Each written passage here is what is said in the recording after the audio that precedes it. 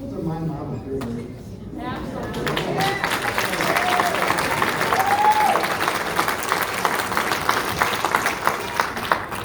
know, when you're little growing up, you don't think that so much. You know, she was an enforcer, but she was really. And it's going to be a good celebration of her life tonight. We have the one and only genuine original family band up there behind me. Almost everybody's related somehow to Ida. And they're going to lead us in some worship. So we're going to ask you to stand, but I want you to know this first song, you might sing. This is not really a memorial song, but Ida, she liked this song. Every time it came on the radio or she heard it, she would say, I like that song. And the words are really, really great. So we're going to ask you to stand and sing with us a few songs.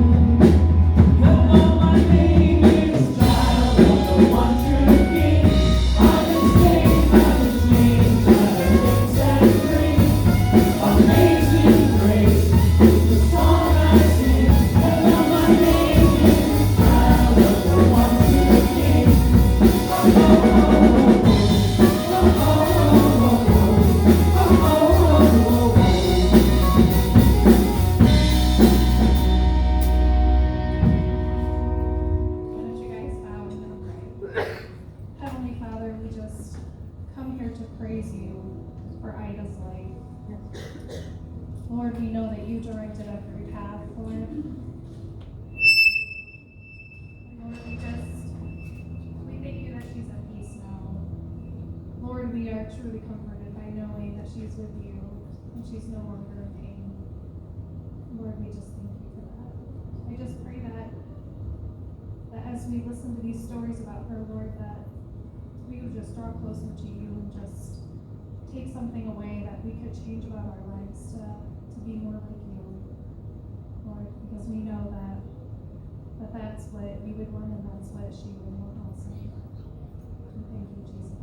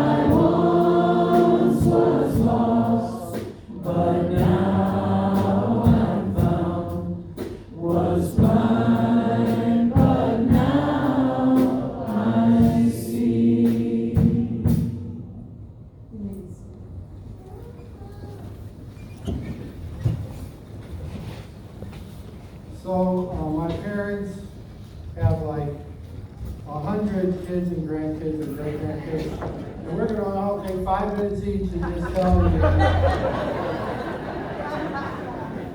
not. But we did do it this way. We're going to have one representative from each of the major food groups to come on up.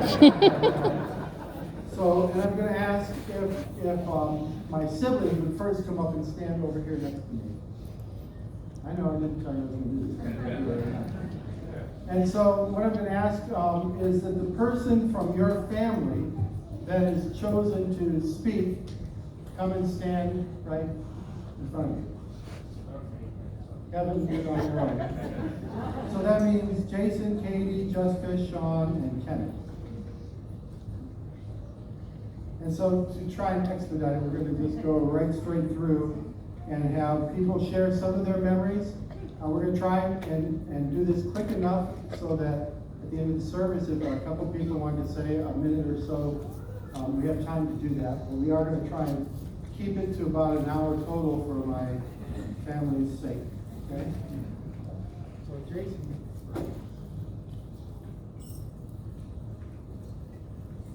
Evening. So we started with my daughters, Eileen and Hannah. Eileen, who is 8, her favorite memory is Grandma and Grandpa coming over for birthday dinners and the ribs they enjoyed together. And Hannah's is ice cream. She has a big smile on her face. She's 5. And Grandma embodied so much love, and especially love through her sharing of food and cooking for us. My brother says that he can no longer eat applesauce because he was so spoiled by the homemade applesauce that my grandmother made for all families. And again, every season was some love that was embodied in what she prepared, spent days preparing and sharing with her gigantic family. So we give thanks for that love that is shared through food and through memories.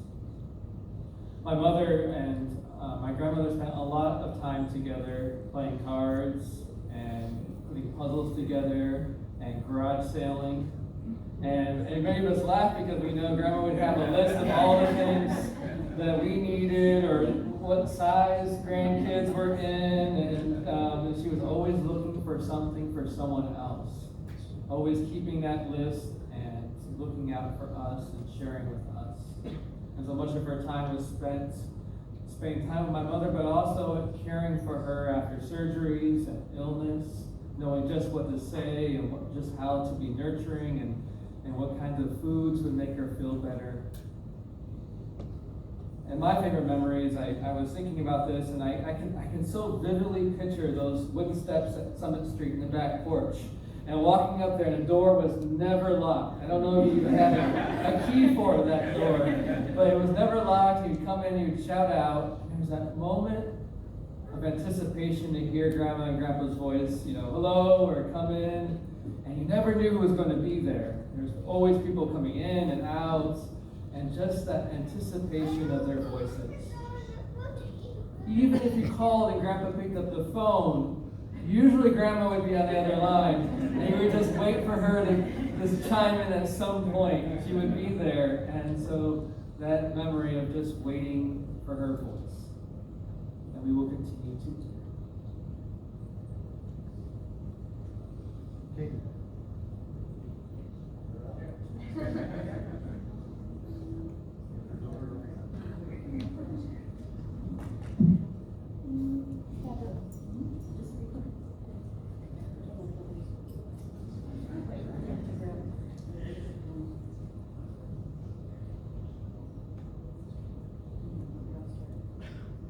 Grandma was an inspiration to all of us.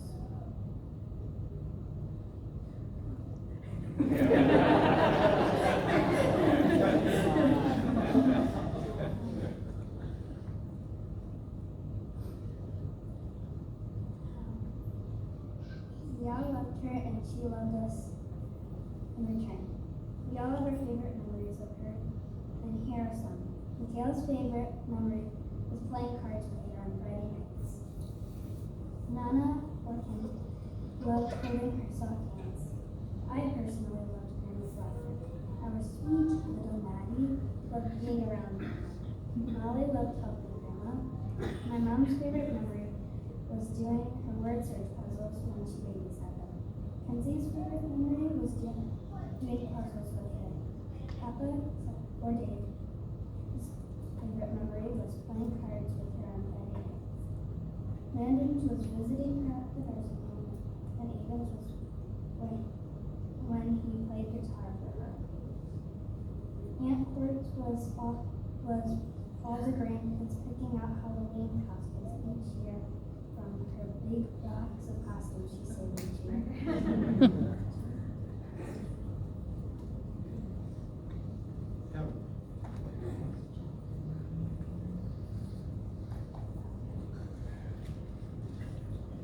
Hi, I'm Kevin. I think we're loud. I'm the youngest of the 6, so. And to be honest with you, I was gonna take my mom to the casino, because she won 99.95% of the time at cards. But then we kind of all figured out that she was kind of not exactly playing by the same rules we were, so. It may not have worked that well at the casino.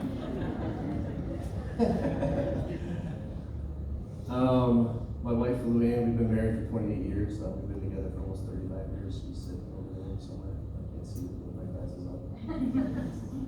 But when we were younger, we went to Lakeland together. And one of the things that she put down as one of her memories was we go to Lakeland in the morning and we come home at lunchtime and Mom would have lunch ready.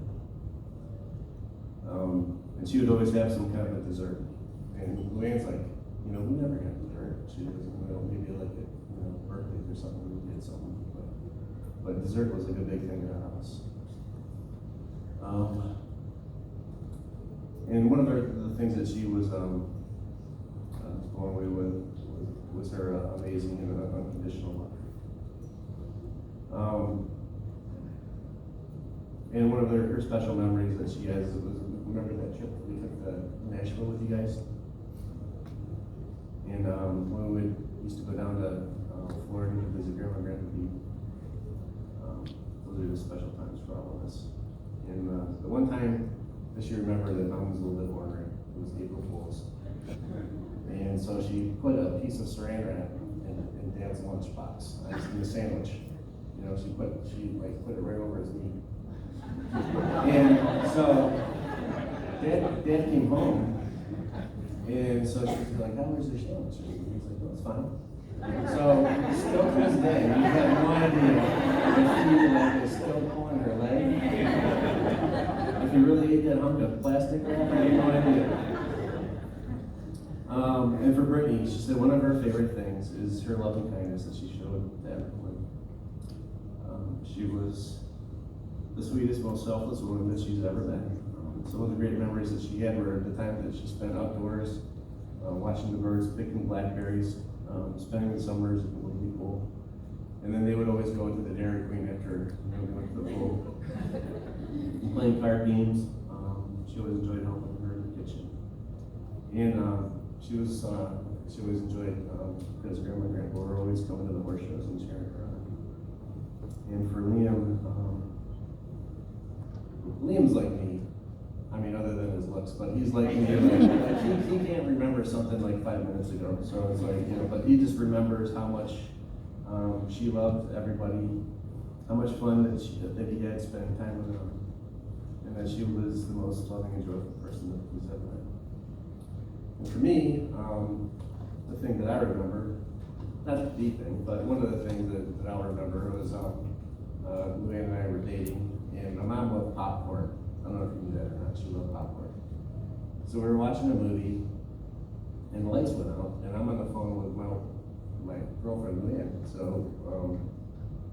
the lights went out, so out come the not the flashlights, but the matches, and we're lighting all the candles in the house. Then finally the lights come back on, and my mom walked over to blow out a candle. It was like a sconce, it was on the wall. And she blew real hard, and she blew popcorn all over the wall. So I'm sitting on the phone with Luann, and I'm just laughing. And my mom just had to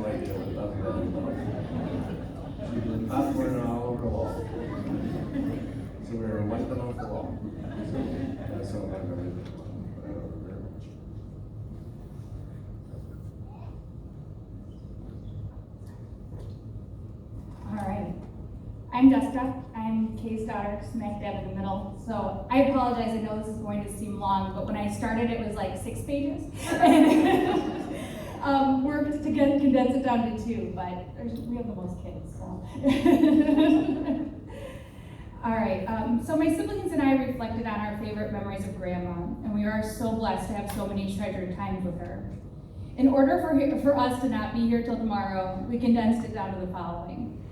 So Grandma's house always meant the feeling of home the minute, I don't know why I had no one reading this, the minute you stepped into the back porch, excitement to see you no matter the time of day or whether or not your visit was announced or a surprise, snacks, cookies, treats, even if it would spoil your dinner and your mom would never approve, the smell of Dove soap and fresh laundry, lemonade that was perfectly sweet and sour and could quench anyone's thirst. And of course, it had to be in your specific colors, your family's color of cup. I believe ours was red. A warm hug, a sweet smile, and contagious laughter. A puzzle or a card game in which Grandma would usually win. Swinging on the porch swing for hours as Grandma fed the squirrels who would eat peanuts right out of her hand. Praying that you've grown tall enough to be able to sit on the front porch wall and touch the ground so that you could have the big kid privileges, and I was one of the last ones. Racing big wheels down the street with cousins. Walks around the block, always stopping to make a wish on the horseshoe. The smell of cookies or zucchini or banana bread baking. Excitement to crush the cans on the back porch. Helping with her garage sales. And it was always a safe place to ask for advice, pour your heart out, and feel loved unconditionally. Grandma's house meant love for every single person who entered the front door, or should I say the back porch. As we reflected on our favorite memories, each of us, I was talking to everyone and we kind of all were looking at them, and each one of us said that we would pretend to be sick so that we could spend the day at Grandma's house, so she would wait on us all day. We would just lay on the couch. She would make us our favorite foods, whether it was her perfect chicken patty sandwich that I'm still trying to perfect, or her grilled cheese sandwich. We would watch Fraggle Rock, Puff the Magic Dragon, or my favorite was Dennis the Menace. She's probably trying to teach me a lesson there. And you better believe that when 11 a.m. struck, Bob Barker with The Price is Right was on. Grandma was truly the most loving, selfless, faithful, generous, sweetest person. We all agree we don't think we have ever heard her utter a single complaint, not once. She was always doing for others. Jeremy said that one time he remembers she was baking brownies for hours and hours when he was over there. And he asked her how they tasted, and she replied, I don't know. Well, and we all know that Grandma would have never eaten the brownies, once again, just showing her selfless nature and always doing for others. As we reflected on Grandma's life and legacy, we realized an analogy for her, and all the grandkids should appreciate this one. For those of you that don't know, Grandma always carried the same purse, even when she got a new one of the same one. Anyone know what the brand was? The Drifter. It was a Drifter bag. As we thought about it, we realized that Grandma's life is very much like her Drifter bag. Hang tight, I'll explain. If you were sick, she had medicine. If you were in need, she had money. If the offering basket came around, she always had $1 for each of us to give. If you were hurt, she had Band-Aids. If you were hungry, she had snacks. If your clothing needed repair, she had a needle and thread at all times. If you were bored, she had pens and paper to pass the time. If you needed a little cheer, she always had a little treat to share. If you were sad, she had tissues to dry your eyes. And if you asked, there was always Trident gum. And she always had pictures of those she loved. The Drifter bag is an analogy of her heart, selfless, giving, and loving. It couldn't have been easy to always carry around that bag full of all those items, but she did, always, just waiting for an opportunity to bless someone. Grandma always made each of us feel so loved and special, including all her great-grandkids that she adored. The kids always loved spending time with her, whether it was studying the birds and the bird feeders and looking through all the bird books, or even playing in the wee bowling league side by side with Grandma in the nursing home. When we asked the kids about Grandma, they said that out of everything, they will miss her love the most. And I have to agree. We have so many treasured moments together, and she will forever live on in our hearts and in the hearts of all of the many people that she impacted.